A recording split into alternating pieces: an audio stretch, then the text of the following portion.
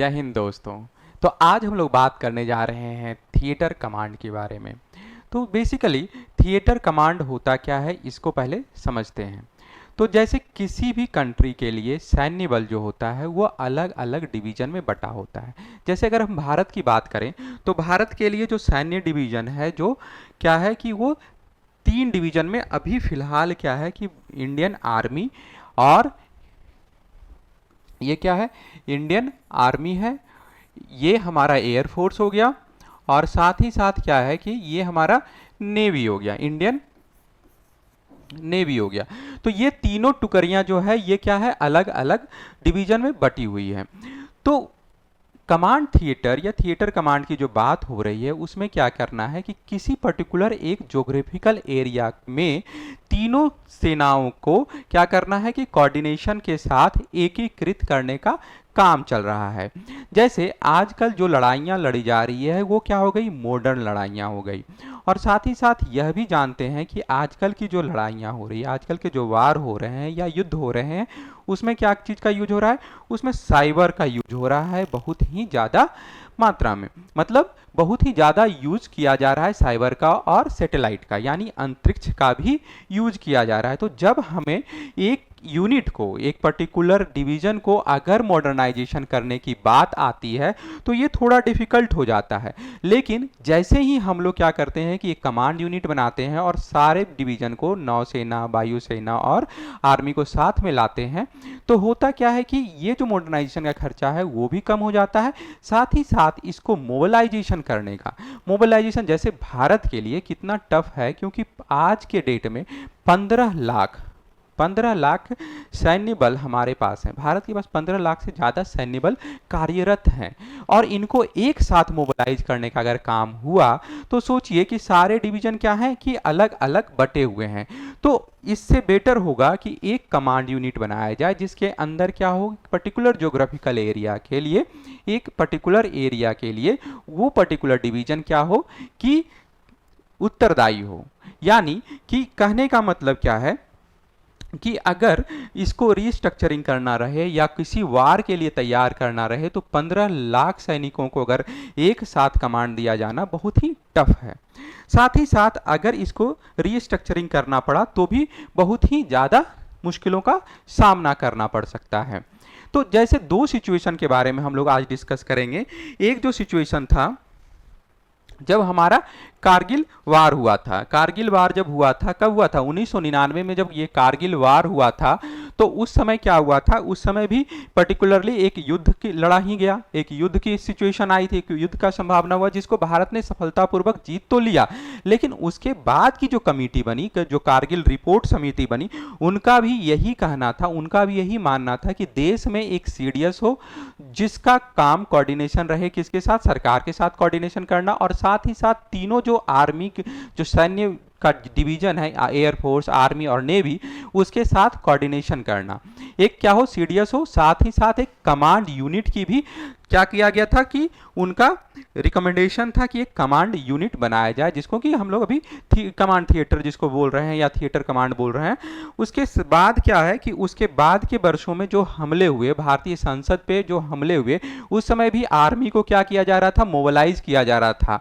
Indian army को mobilise किया जा रहा था बॉर्डर पे, पाकिस्तानी बॉर्डर पे अटैक के लिए। तो उसके पहले ही क्या हुआ कि पाकिस्तानी एयर जो आर्मी थी वो भी वहां से मोबिलाइज होकर के बॉर्डर पे आ चुकी थी। तो हमारे पास क्या है कि लैगिंग हो रहा है। लैगिंग हो रहा है इन द सेंस, कहने का बात है कि जब भी युद्ध लड़ा जाता है तो तीनों जो डिवीजन है, एयरफोर्स, नेवी और आर्मी, एक ही साथ तैयार होकर के एक ही पॉइंट्स पे लड़ते हैं, एक ही जगह पे कोऑर्डिनेट करते हैं। लेकिन इसमें ऐसा नहीं होना चाहिए कि एक दल, एक जो टुकड़ी है वो आगे है, दूसरा उसके पीछे और तीसरा उसके पीछे। तो ये लैक ऑफ कम्युनिकेशन या लैक ऑफ कोऑर्डिनेशन नहीं होना चाहिए।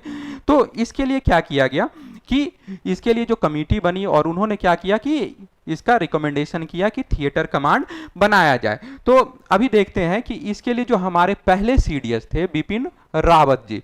बिपिन रावत जी बहुत ही ज्यादा सीरियस थे, क्योंकि इनका मानना यह था कि भारत की जो तट सीमा है और साथ ही साथ भारत की जो तट सीमा है, साथ ही साथ एक तरफ से पाकिस्तान का खतरा है, दूसरा तरफ चाइना का भी खतरा है। तो दोनों तरफ से इंडिया के लिए बहुत ही ज्यादा खतरनाक सिचुएशन है, क्योंकि अटैक कभी भी हो सकता है, युद्ध कभी भी लड़ा जा सकता है, और एक बड़ी सेना के साथ इसको कोऑर्डिनेशन करना बहुत ही ज्यादा जरूरी है। तो इसलिए इन्होंने, इनका भी जोर था कि एक थिएटर कमांड बनाया जाए, जिसके अंदर सारे यूनिट को ला करके एकीकृत किया जाए, और साथ ही साथ क्या किया जाए कि जो अंतरिक्ष, जो लेटेस्ट इक्विपमेंट है या जो लेटेस्ट ट्रेनिंग है, वो तीनों साथ में करें। तो इसके लिए ये बहुत ज्यादा सीरियस थे। तो अभी जो है, अभी अगर हम लोग वर्तमान की बात करें, वर्तमान सिचुएशन की बात करें, तो 17 कमांड यूनिट ऑलरेडी इंडिया में भारतीय सेना उसके अकॉर्डिंग काम कर रही है।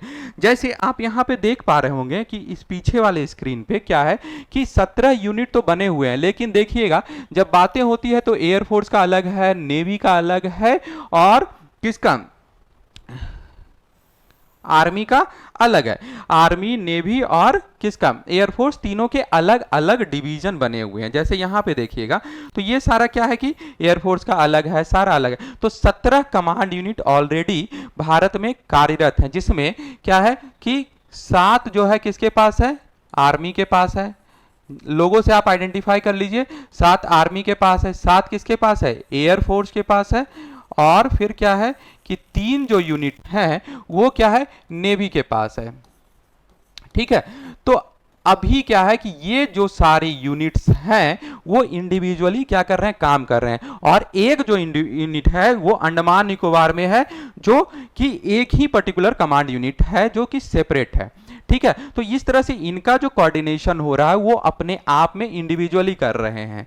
तो आगे देखेंगे कि क्या है कि अभी जितने भी कंट्रीज हैं करीब करीब जिससे बात करते हैं, जिनका कि हम लोग ये कर सकते हैं, एग्जांपल ले सकते हैं, जैसे कि अमेरिका हो गया, चाहे फिर चाइना हो गया। तो अमेरिका के पास करीब करीब 11 यूनिट है, 11 क्या है, थिएटर कमांड ऑलरेडी डेवलप किया है।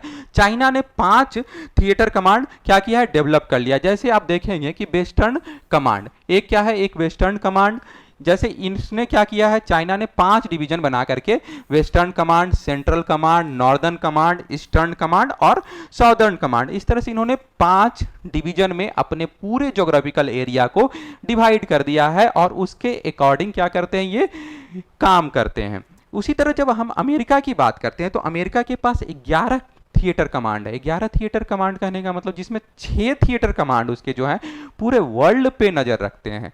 6 पर्टिकुलर थिएटर कमांड जो उनका अमेरिका का है वो पूरे वर्ल्ड पे नजर रखते हैं। और उसी तरह से चाइना ने भी क्या किया है, अपना डेवलपमेंट कर लिया है थिएटर कमांड का। और उसी क्रम में क्या है कि भारत भी क्या कर रहा है कि भारत भी एक थिएटर कमांड की स्थापना करने का निश्चय लिया है। और ये इसलिए भी संभव हो पाया है कि जैसा कि हम लोगों को पता है कि एक बिल जिसका क्विक डिसीजन, जिसका नाम है inter service organisation bill, inter service organisation bill, जो कि राज्यसभा में पास हो गया है और लोकसभा में ऑलरेडी पास है। उसके अकॉर्डिंग क्या किया गया है, विचार किया गया है कि भारत को, हम लोग क्या कर रहे हैं, भारत को 4 हिस्सों में बांट करके थिएटर कमांड की स्थापना कर रहे हैं, जिसमें मुख्यतः कितने कमांड होंगे, इंडिया के लिए 4 थिएटर कमांड की स्थापना की जा रही है।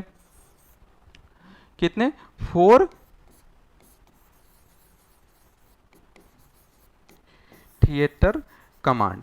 तो 4 थिएटर कमांड जो इतना, जो 4 थिएटर कमांड आएगा वो एक क्या आ जाएगा, एक पूर्वोत्तर के लिए आ जाएगा और एक पश्चिम के लिए आ जाएगा, और इसी तरह से क्या हो जाएगा कि ये जो एरिया हो जाएगा एक साउदर्न के लिए आ जाएगा इस पर्टिकुलर के लिए, और एक जो होगा ये हमारा इस पर्टिकुलर एरिया के लिए आ जाएगा।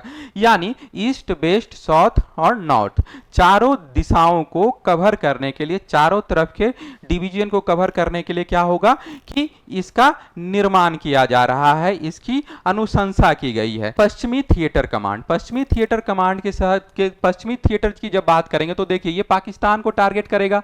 पूर्वी थिएटर कमांड की बात करेंगे तो क्या करेगा, यह चीन, बांग्लादेश और म्यांमार। जैसे पूर्वी थिएटर की बात करेंगे तो क्या क्या आएगा, ये आ गया क्या क्या, चाइना आ गया, बांग्लादेश आ गया और म्यांमार।